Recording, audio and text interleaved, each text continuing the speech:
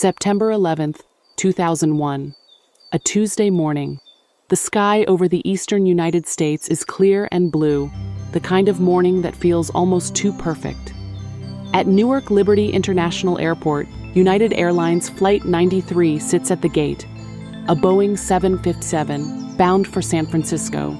40 passengers, 7 crew members, and 4 men who have been waiting, quietly, patiently, for this exact moment. The plane pushes back 41 minutes late. That delay will matter more than anyone on board could possibly know. At 8:42 in the morning, Flight 93 climbs to cruising altitude and turns west. The passengers settle in. Some open laptops.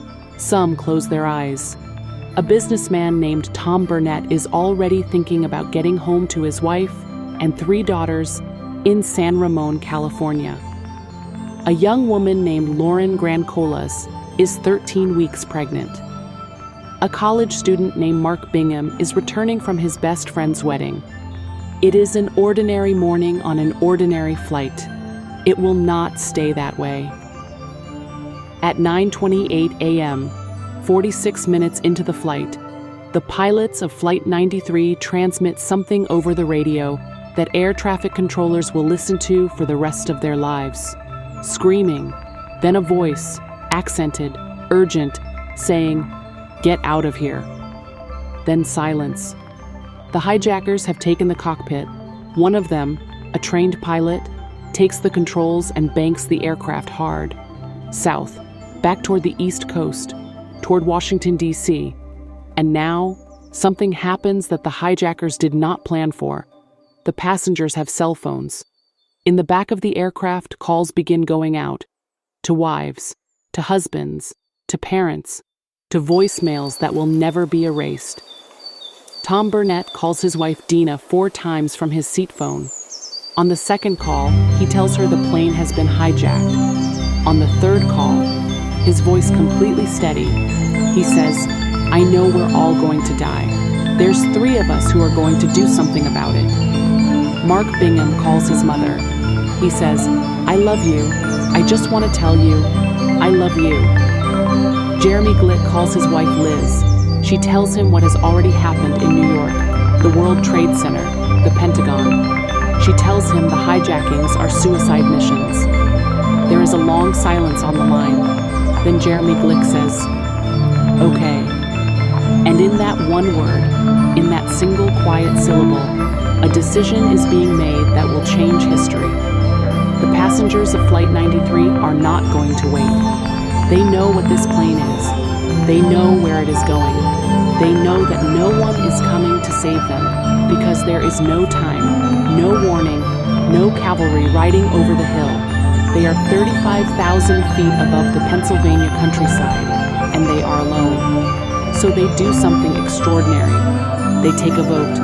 40 ordinary Americans, a rugby player, a pilot, a marketing manager, a retired businessman, a pregnant woman, a college student, vote on whether to storm the cockpit of a hijacked aircraft at cruising altitude and fight trained terrorists with their bare hands.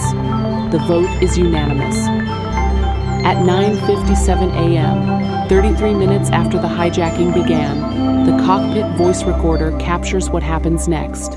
Shouting, the sound of a food cart being rammed against the cockpit door. The hijacker at the controls is heard saying, "Is there something? A fight?" His partner responds, "Yes." The passengers are in the aisle. They are moving forward. They have boiling water from the galley. They have broken bottles. They have their fists and their weight and the absolute certainty that they have nothing left to lose. Inside the cockpit, the lead hijacker makes a decision. He begins rolling the aircraft, left, right, trying to throw them off their feet. Then he pitches the nose down, then up. The plane becomes a weapon against its own passengers. They keep coming. The cockpit recorder captures a passenger's voice, close now, right outside the door, shouting, "In the cockpit, if we don't, we'll die." Another voice, "Roll it."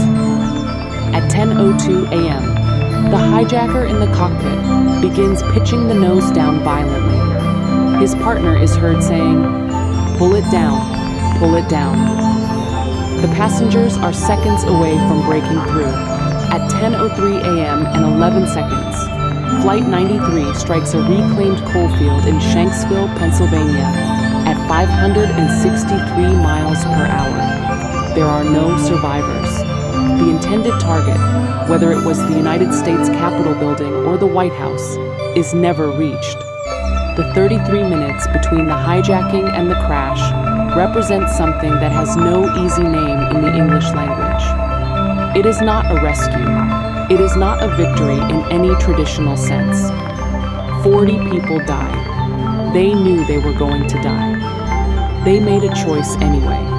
Passengers on a plane, no weapons, no training, no orders from anyone, just a vote. And then everything they had. The field in Shanksville, Pennsylvania is quiet now. There is a white marble wall. There are 40 panels, one for each name. On clear days, the sky above it is the same impossible blue it was that Tuesday morning. They did not survive.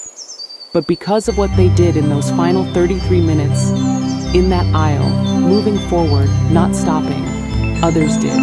Thousands of others. They were just passengers on a plane, and they saved the United States Capitol. Remember their names.